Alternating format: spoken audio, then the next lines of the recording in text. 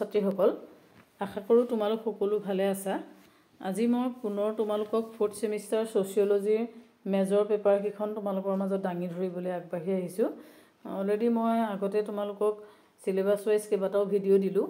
আজি মই তোমালোকক সোশিয়োলজি 4th সেমিষ্টাৰত কেইখন পেপাৰ লাগিব আৰু পেপাৰ কেইখনৰ সিলেবাসখন লৈ তোমালোকৰ মাজত দাঙি ধৰিছোঁ। আৰু লগতে সোশিয়োলজিত যদি কোনোবাই মাইনৰ লৈছিলা তেতিয়াহ'লে 4th সেমিষ্টাৰ সোশিয়োলজি মাইনৰ পেপাৰখন কেনেকুৱা হ'ব বা কি হ'ব এই পেপাৰখন তোমালোকে গম পাবা। এতিয়া চোৱা, যিহেতু তোমালোকে অলৰেডি গম পাইছা যে 4th সেমিষ্টাৰত তোমালোকৰ টোটেল পেপাৰ 5খন হ'ব, তাৰে 4খন মেজৰ পেপাৰ হ'ব আৰু এখন মাইনৰ পেপাৰ হ'ব, আৰু গোটেইকেইখনৰে তোমালোকৰ 4 ক্ৰেডিটৰ হ'ব। গতিকে 20 মাৰ্কছ হ'ব টোটেল ক্ৰেডিট। এতিয়া তোমালোকে চোৱা, সোশিয়োলজি যিসকলে মেজৰ লৈছিলা তেওঁলোকৰ কাৰণে তোমালোকৰ যিখন C5 হ'ব সেইখন হ'ব সোশিয়োলজি অফ ইণ্ডিয়া 2, C6 পেপাৰখন হ'ব সোশিয়োলজিকেল থিংকাৰ্ছ 2, C7খন হ'ব সোশিয়োলজিকেল ৰিচাৰ্চ মেথডছ 1 আৰু C8খন হ'ব সোশিয়োলজিকেল ষ্টেৰিফিকেশ্যন।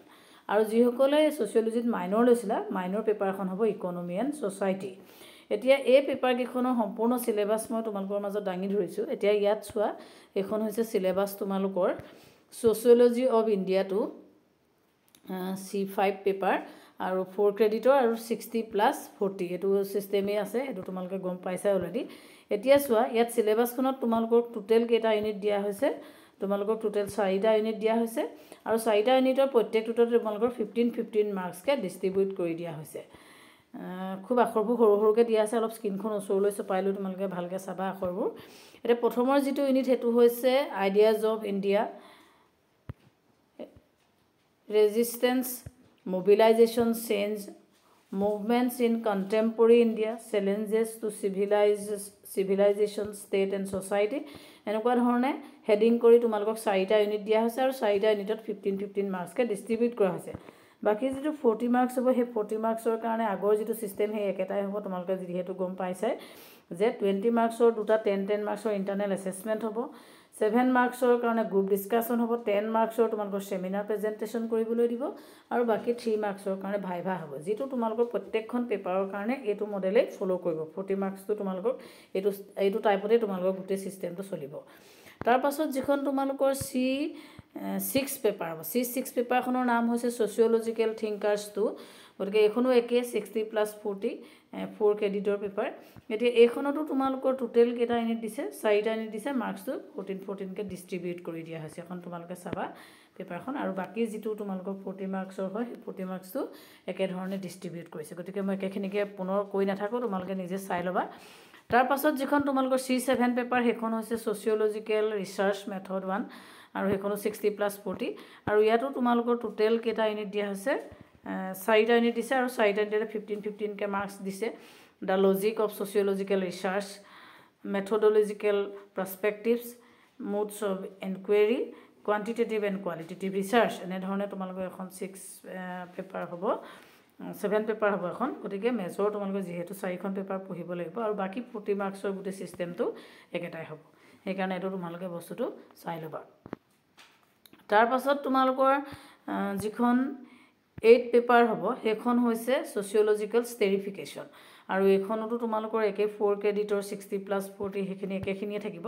আৰু ইয়াতো তোমালোকৰ কেইটা ইউনিট দিছে, 4টা ইউনিট দিছে, কাৰণে মাৰ্কছটো প্ৰত্যেকটো ইউনিটতে 15কৈ ডিষ্ট্ৰিবিউট কৰি দিছে।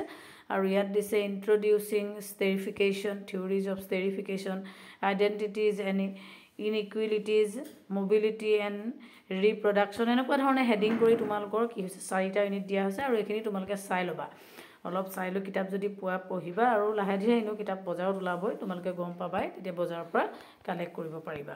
এইখন হৈছে তোমালোকৰ C8 পেপাৰ। তাৰপাছত যিসকলে তোমালোকে মাইনৰ লৈছা ছ'চিয়লজিত, সেই মাইনৰ পেপাৰখন হৈছে তোমালোকৰ ইকনমি এণ্ড ছ'চাইটি, আৰু সেইখনো 4 ক্ৰেডিটৰ পেপাৰ 60+40 হ'ব।